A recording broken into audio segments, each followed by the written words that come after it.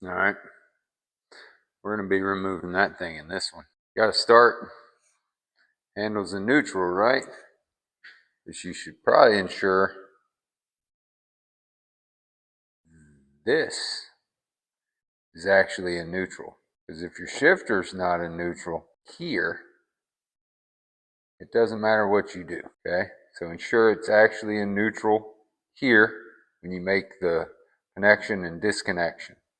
All right, on the removal of this one, nothing's come down through the top like on the bigger ones, but you do got to remove our trim tab here. There's a bolt up in here. At this point, we'll take these out. Don't drop the lower unit because there's nothing else holding it on now. I guess it's speedo hose. Give it a little shake. And there is a speedometer hose here that we have to disconnect. I'll just separate it. Now, drop the lower unit. Now when we go to reinstall this thing, make sure you're using the proper lubricant on my shaft splines for the drive shaft, the shaft splines for the shift shaft. Also making note that you're going to have to get the shift shaft and the water tube, shift shaft and water tube stabbed in their appropriate locations in the lower unit. Now, generally one of them stiff in its space, doesn't move much. The other has some movement.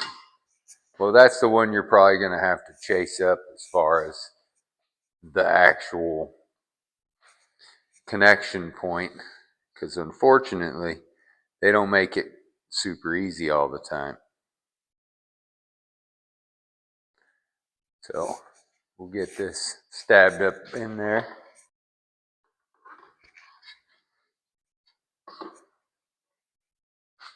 Again, making note of our shift shaft and our water.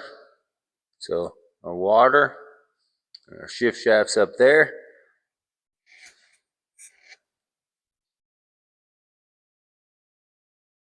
Try to let you at least see one of them. It's kind of difficult. There we go. Maybe you'll be able to see that. All right.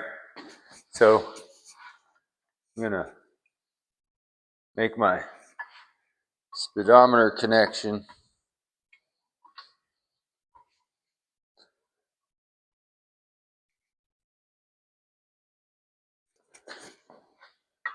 I'm installing the zip tie.